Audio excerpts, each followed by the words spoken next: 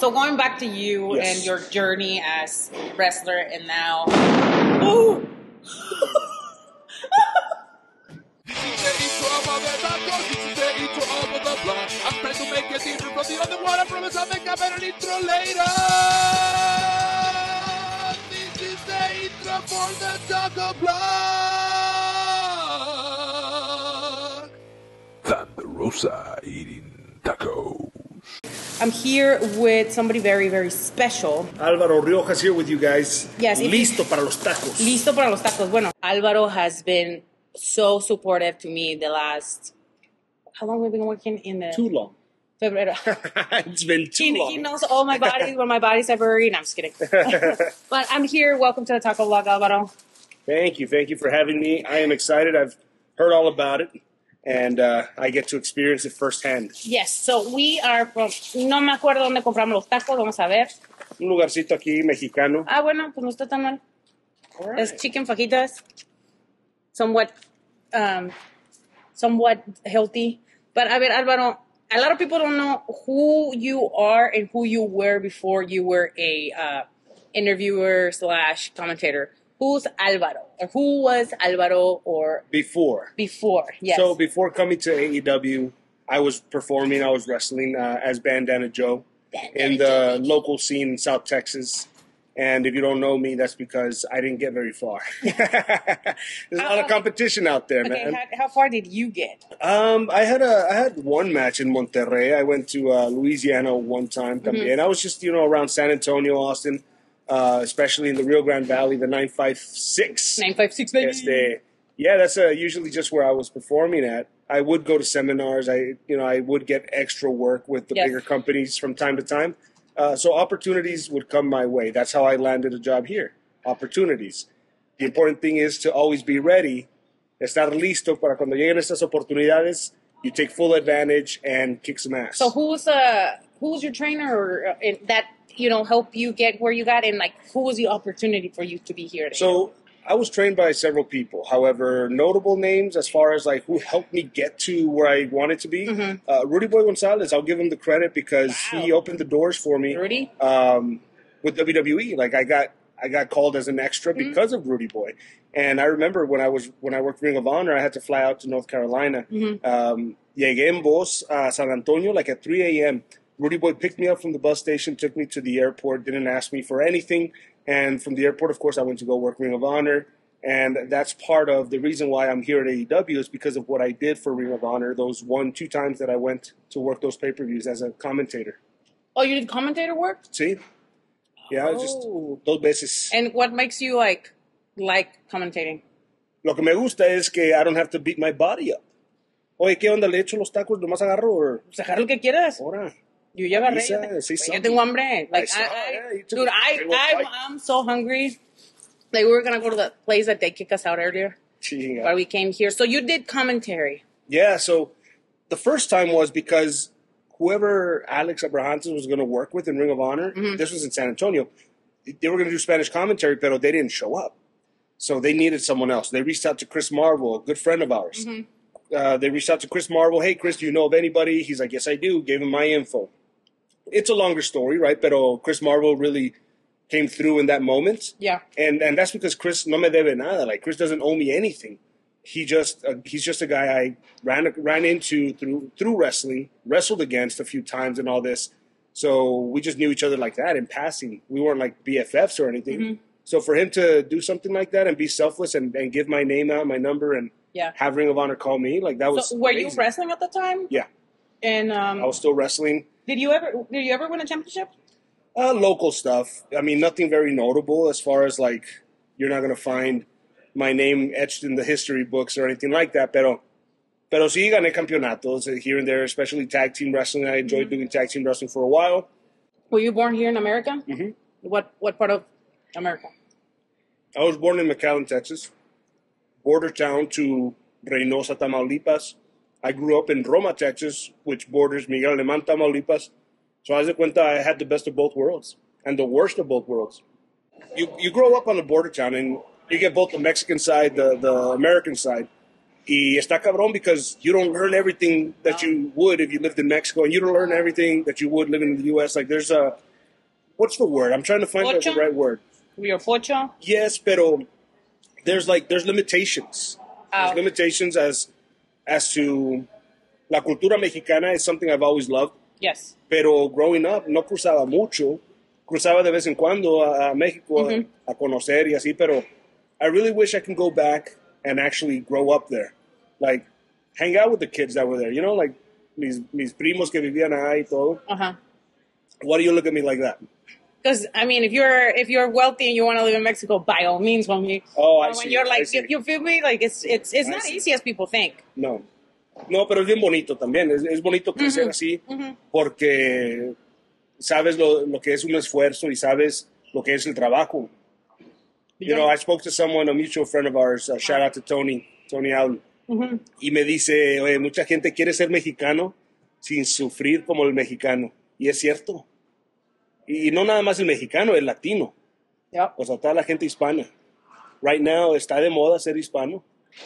Así es que, hey. Not on my house at Big Ass. Consider yourself more Mexicano or more Tejano? I hadn't thought about it, pero sí, pensándolo, más tejano. I'm more tejano than mexicano. So, what are some of your memories living on the border? Pues la verdad, we took for granted que ahí estaba el puente, for example. Gente que nunca ha visitado un pueblo así de la frontera, they're like in awe that they can just look across the river and see Mexico. Nosotros ahí lo teníamos todos los días. It was just normal day-to-day life for us. Los recuerdos también, los tacos del otro lado. Recientemente, cuando tenía mi perrita Dolly, before she passed away, I would take her to not Camargo. Camargo's there in Rio Grande. I would take her to Nuevo Progreso, to the vet. Y ahí es donde la llevaba y le daban las vacunas y todo. And just walking there, los puestecitos que tienen de tacos, de elote, sombreros, máscaras de luchador, ropa, billeteras, joyería, de todo.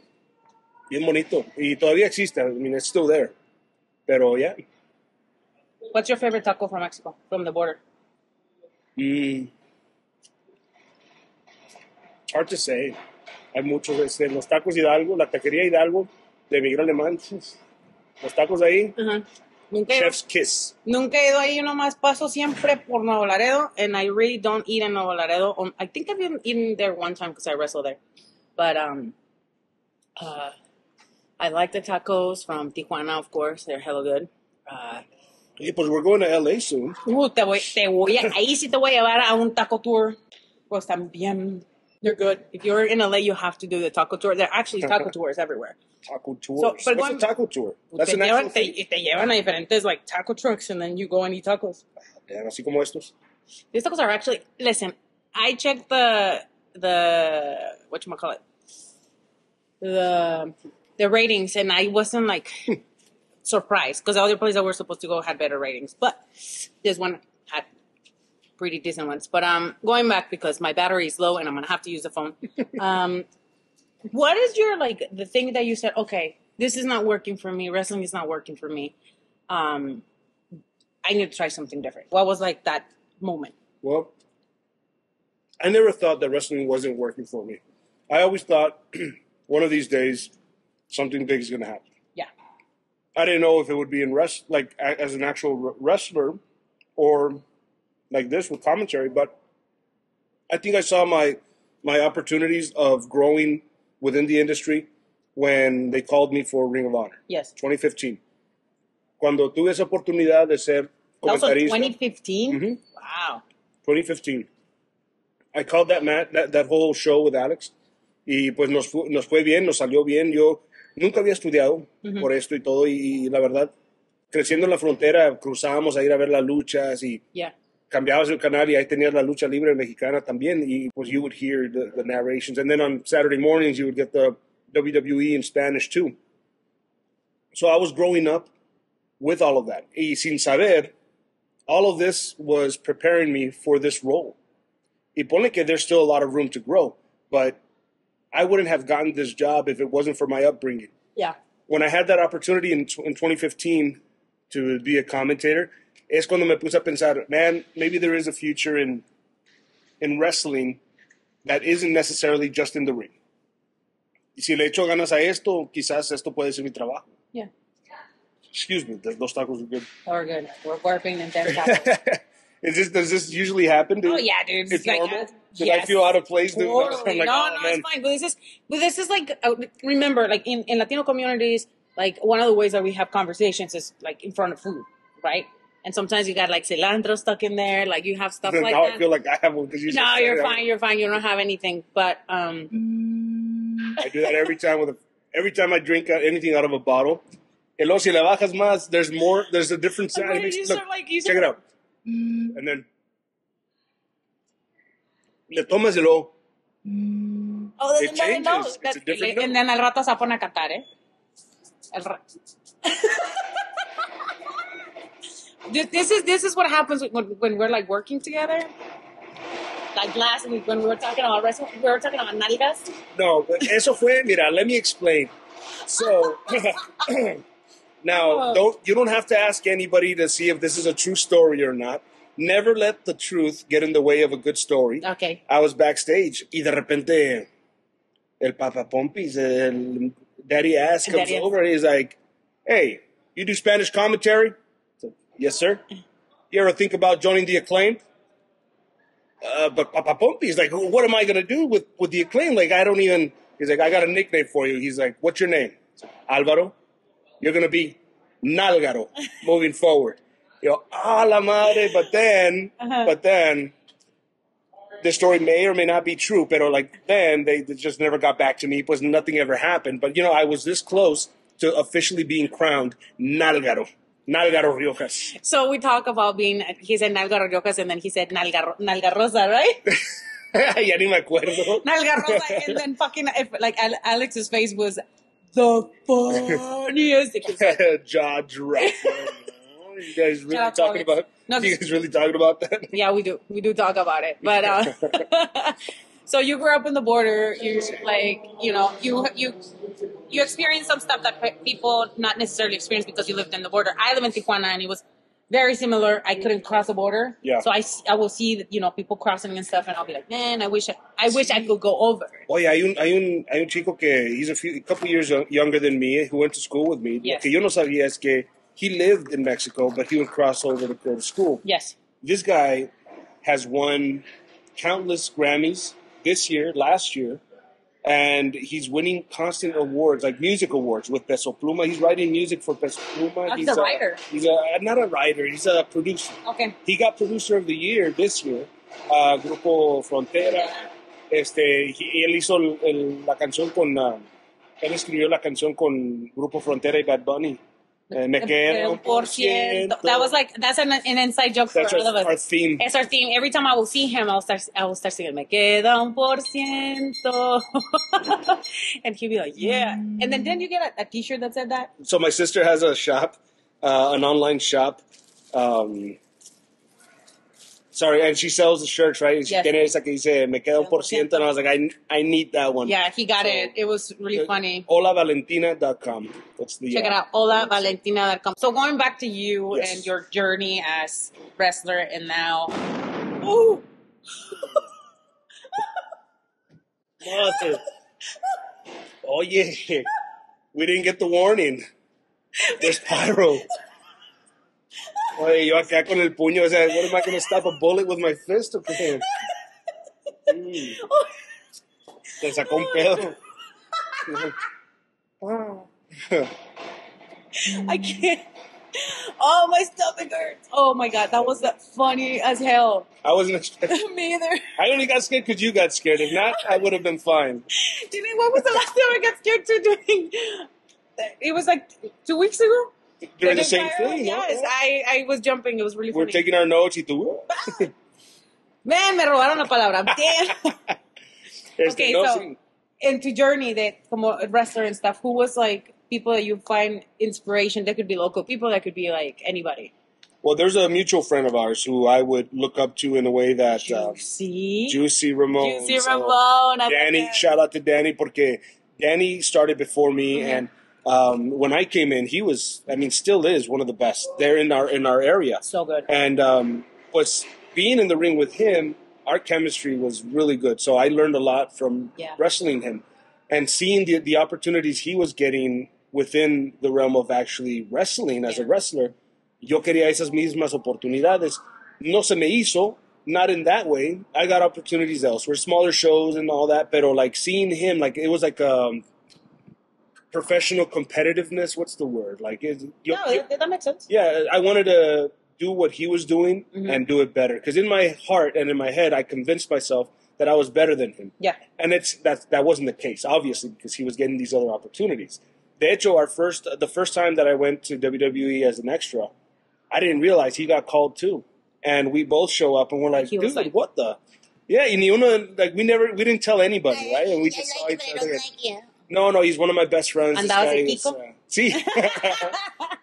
No, pero sí, no, he's a guy that I grew up inspired by when it came to the ring. We have different styles when we perform, pero just his ability the effort that he makes to entertain the audience. Oh, he was great. He's something one of that the I would always take. best. Like we used to tag together. We both like to dance, but he's a way better dancer than I am. So we will get dancing in the ring, and he flipped me after. No, and before the tie-up, right before the tie-up, he'll stop. He'll point at the music guy. He'll go, "Música!" Yeah. If you put some Enrique Iglesias, right? Yeah. Bailamos todas las nenas. And all the ladies used to go crazy because like he always wear a thong and like they pull his pants and he's a great dancer and a great dude, wrestler. Everybody like one time we were wrestling and he got a $100. They threw $100 thing there. Wow. Yeah. I gotta learn how to that dance ass, now. man. that Latino ass, you know. But yeah, no, see, I would look at him a lot. Y también pues on TV I would study Samoa Joe just because I was a heavyset guy. I would see a lot of myself in like Samoa Joe. Y también como Bryan Danielson, like all his stuff in Ring of Honor, like all the technical wrestling. Yeah. It's funny because the other day my wife was watching some of my luchas and she's like, I don't get it. She's like, you're way bigger than that guy and he's kicking your ass and you're over here yelling like a little wimp. And I'm like, oh, I'm selling. I'm doing the job. She's like, yeah. But then you hit him and he's not responding the same way. Like it makes you look bad. And I'm like, damn. Pues no, here I am thinking like I want to put this guy over and... Y el otro no te hace el paro. Pues sí, yo ni cuenta. Pues when you grow up in a town like that, when you don't have the bigger names or at least the people who have been to the big dance to come and like explain to you lo que es, and that's important to get out of your comfort zone. I was in the Valley for so long wrestling there because that was my comfort zone. Yes. Y pues ahí me quedé. I never expanded. Yeah, I would do seminars and I would learn like that. That's why I was better than a lot of others within my area. Yeah. But that's as far as I got. And being from the border, being Latino, are you like full Mexican or your mom is white, your dad is white? No, they're both Mexican. I'm beginning to think that maybe I have traces of Spanish just because I'm like lighter skin and my last name I think is derived from somewhere in Spain. Yeah. I really don't know the history. I haven't done those, what is it, 21 and us or those expensive... Those thingies. Where you, send a swab of your saliva or whatever. I haven't done that. Pero, pues sí, I mean, my parents, I think they're from Los Guerras. They're in Tamaulipas. Pero sí, no visitábamos mucho. So how important is for you to represent your culture? It's very important. Very important because... being able to expand and to travel now and to get to meet different people from different walks of life, it makes me feel a little more, I guess, special. Like my situation, my upbringing, my life is different than a lot of others. Pero igual sigo siendo hispano. It doesn't matter if I speak English or Spanish, sigo siendo hispano porque me corre la sangre mexicana por las venas. Mm-hmm. Y es importante porque lo que muchos no nos damos cuenta es de que estamos representando a la gente latina. Yes. Tenemos gente que vive como nosotros, que son criados como nosotros fuimos criados, y otros que no. Pero igual es importante la representación. La representación porque Dios nunca sabes. You might inspire someone to grow up and go for what you did. You know, to travel the same road that you traveled, to travel the road that you're paving, which somebody else has already paved before us. You know what's interesting, and I want to ask you this question. It's like, I'm assuming English is your first language, right? Or Spanish? It was Spanish, pero me acuerdo growing up, the teachers nos pegaban cuando hablábamos español. So just listen to this, guys. He used to get hit because he used to speak Spanish. And now elementary. he's a Spanish commentator. Yeah. How is that economy plays into, you representing and you like kind of like being forced to push your origins, and now you are like actually making embracing and making a living out of it. Yeah, so how do you feel about that? Shit, I've never thought about it. I hadn't thought about it. Sí me acuerdo, I do remember often how we would get scolded. One of our teachers, Ms. Barrera, me acuerdo, in third grade, she had a yardstick. She was my mom's first grade teacher and my mom's third grade teacher, and then she became my third grade teacher. So she had been around generation to generation. Y si hablabas español, no, hombre, y agarraba el yardstick y sin avisarte te daba un pinche guamazo en el brazo y en la pierna or whatever. Y nunca se me va a olvidar. The little girls that would wear short shorts above the knee, they're little girls. But she would get mad that they would have short shorts y les pegaban la pierna. Wow. Y les dejaba marcado. And that was just the way it was back then. Yes. Nobody batted an eye. If I told my mom, she wouldn't go and complain because that was society back then, at least the culture where we were growing up. Yeah. Y pues dejé de hablar el español por mucho tiempo. Y nomás con mi abuelita o lo que sea. Y bien mocho. Hasta el momento. Like, no todo me sale bien. Pero it's something that I've embraced the fact that my situation is not the same as others. I grew up in a border town and I got scolded when I spoke Spanish. So it's algo diferente. Y ahora, pues, I guess it's a full circle moment, like to think about it and to look back and almost like telling Ms. Barrera, hey, mira, ya no me pegan por hablar español. Álvaro Riojas. Álvaro, now that you have the opportunity to represent, now that you have the opportunity to represent your culture with pride, what is one message you want to tell people like you that are Mexicanos? First of all, before I do the question, did you go to college? Yeah, I just recently got my associates apenas, pero yeah, just in and out of college. That's another thing, and that's a little, ¿cómo se llama? Little date that I want to tell everybody. It is, the numbers for men, Latino men that go to college is very, very low. When you have somebody like Alvaro who's able to go and even finish an associate's degree, that's a big deal. Like, how do you feel like that struggle, along with everything else that you went to school, like, make you not want to go to school, make you feel like you were not made for school? So, one thing, my dad went to prison when I was 10 years old. Andaba de mañoso, moviendo jale y todo, pero, it was what got us by at the time. He left when I was 10, and man, did that impact our family household. Like, everything changed, and it was rough. I got involved in sports and in one-act play and drama and cheerleading and band. Were you ever interested in being in the same steps that your dad followed? Ya de grande le pensaba porque batallaba. Mm-hmm. Y decía yo, man, if my dad wouldn't have gone to prison, I would have been in the family business. Pero igual, then you think about the consequences. And is it really worth it? Yeah. Y pues la verdad, no.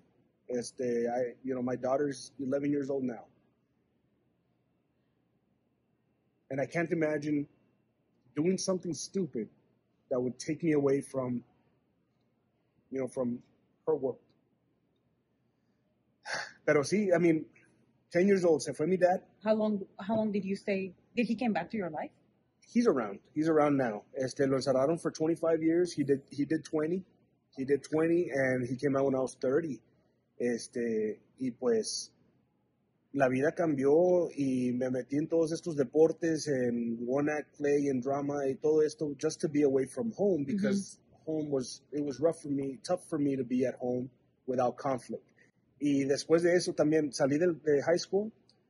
Todos mis amigos tenían sus papás casados, still married, celebrating anniversaries, their parents, college graduates, professionals within our small town. Y pues mis amigos, todos, they all signed up for college. I didn't because I had to work. 18 years old, I started working. And others had it worse. Otros empezaron a trabajar a los 16 años y así. Yo a los 18 fue cuando empecé a trabajar y no quería trabajar, era un pinche huevón. Sigo siendo huevón, pero se tiene que hacer. Y pues empecé a trabajar y fue hasta que un amigo me llevó a la escuela, al colegio, y yo pensé que llegamos por él y me dice, no, yo te traje para que for you to sign up. So I signed up for college classes y batallaba porque it was just a community college. but I also had to work and pay rent, and my friends didn't have to do any of that. Yes. And not their fault. Like, their parents did what they did for Yes. them, and gracias a Dios salieron bien todos. Pero igual, ellos no crecieron como yo. Ellos no tuvieron que, o sea, sudarle, así como yo tuve que hacerlo. Y so, I was in and out of school. No le echaba ganas, no me gustaba. Yo pensaba, pues, ahorita no estoy ganando dinero y ir a la escuela. Es más, estoy pagando. Y, Yeah. bueno, yeah, I would get financial aid here and there.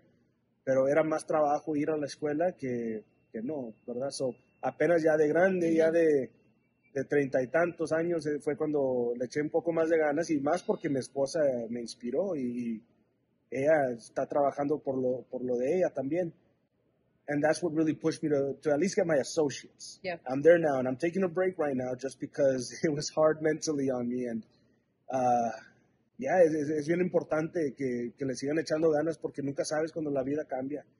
Y puede cambiar por las buenas o por las malas, pero nada de esto dura por toda la vida. Sí. Yeah, es bien importante que le sigan echando ganas, Yeah. porque nunca sabes cuando la vida always good cambia. to have a backup plan. Y puede just in cambiar case, por and just keep las working buenas hard, o por las echándole malas, ganas y creyendo pero en nada ti- de en esto ti dura mismo, por toda la vida. Sí. Nunca sabes. So, I mean, I don't want to prey on that emotion that you just showed us about talking about your daughter and being a father.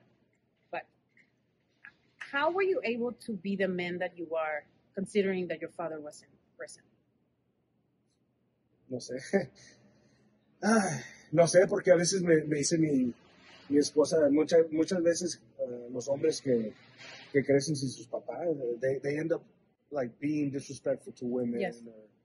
Or, I mean, I'll be honest, hay veces que I am inconsiderate sin darme cuenta, right? Like, hay cosas que no capto, right? I don't think thoroughly, which I'm learning, I'm growing from it.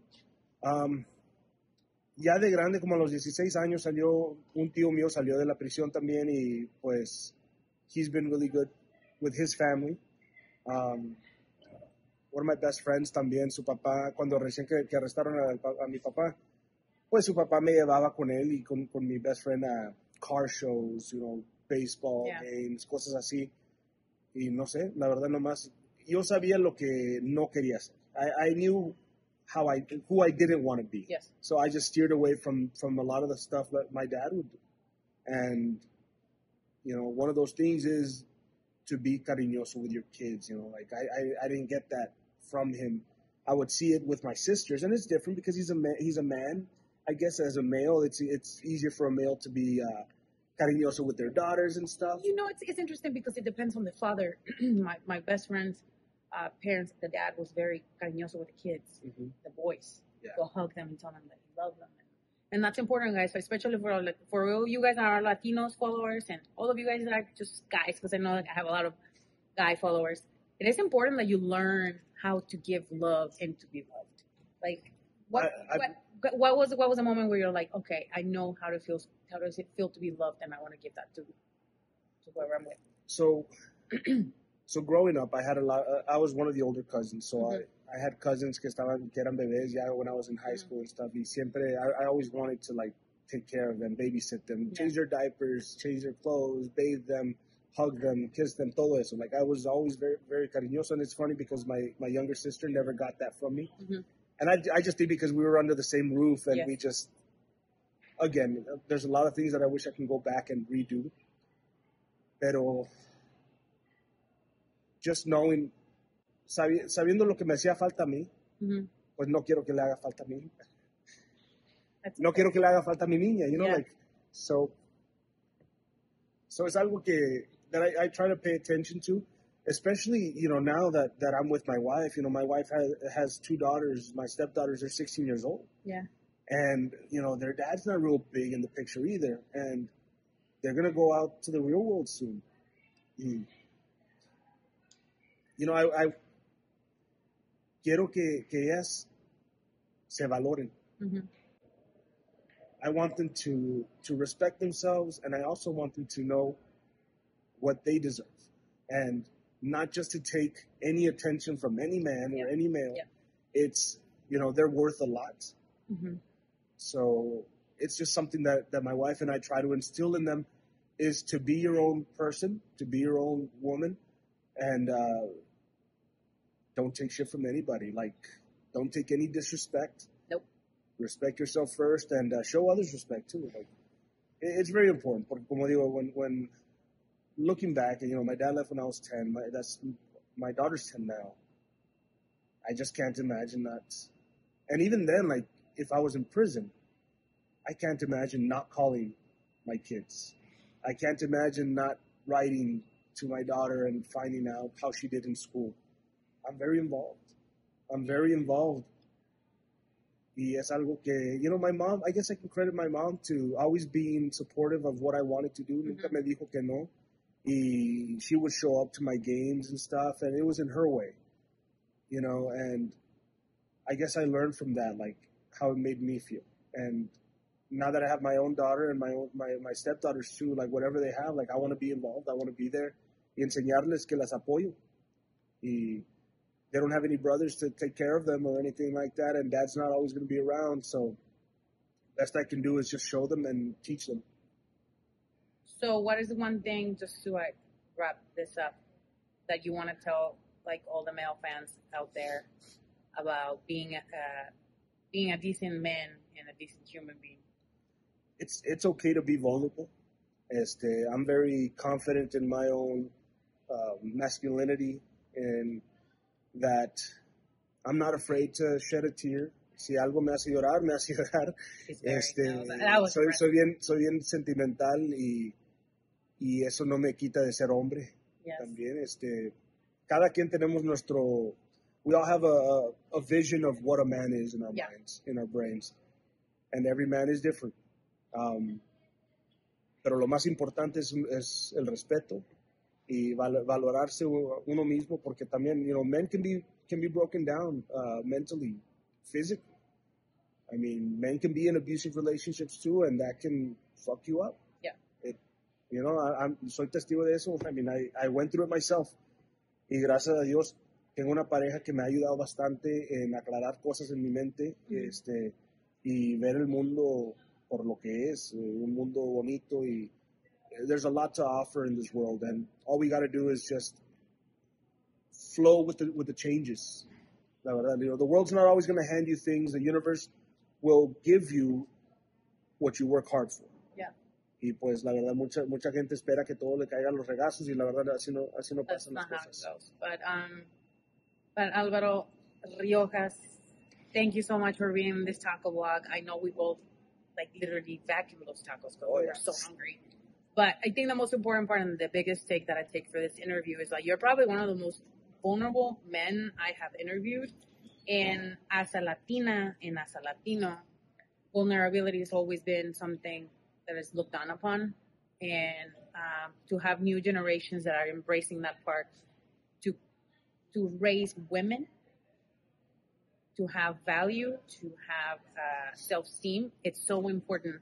And this is just not for Latinos, but I'm talking about in general. It's like when we're raising men, we gotta raise men that are they're not gonna respect women or other men, depending on who they're like, and they're not gonna take advantage of them, or they're not gonna be, aggressive, violent, or whatsoever.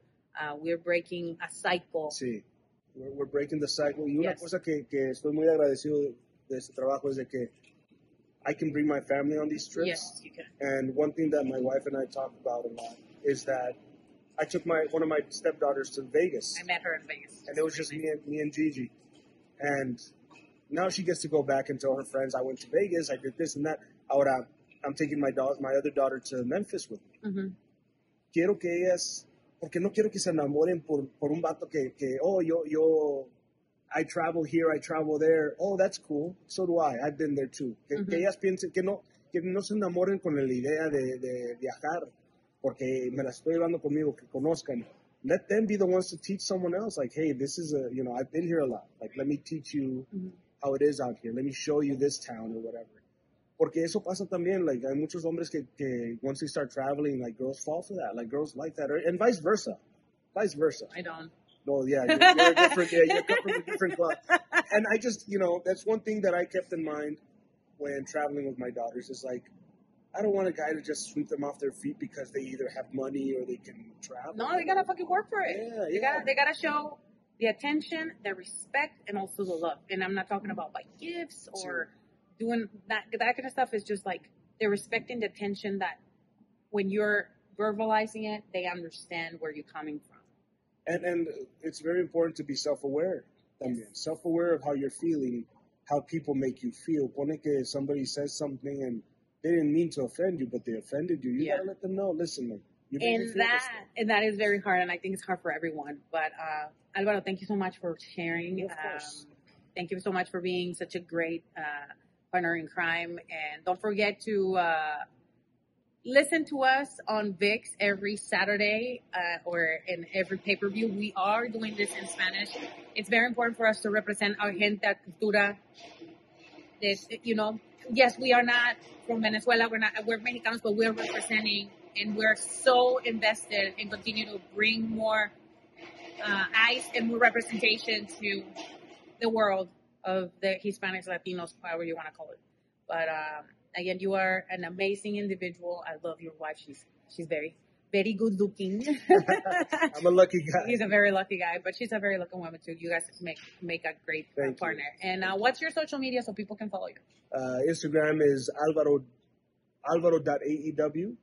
And Twitter, I think, is Alvaro_AEW. Y yeah, los dejo con esto. Ay, Dios mío. Thanks for watching. You guys will be seeing more taco vlogs here and there. We're like trying to look for more representation. So I'm crossing my fingers that I can be in Phoenix or Cero Miedo, Penta Cero Miedo pretty soon because you guys been asking for them. And also some of the new people here at AEW. This might be in Spanish, so we'll be doing translation. So you guys can, get to know our Latino, La Raza crew. La Raza crew. But other than that, don't forget to like, subscribe, and also subscribe for the notifications. So every time we have a new video here, you can like it. Don't forget, if you're not on my Patreon, you want to see some poncha booty out there. Sign up for my Patreon. Está barato y muy bueno. And then don't forget to follow me, like it, and share it, and comment. No sean mamones. Nos vemos. Los tacos estaban muy buenos.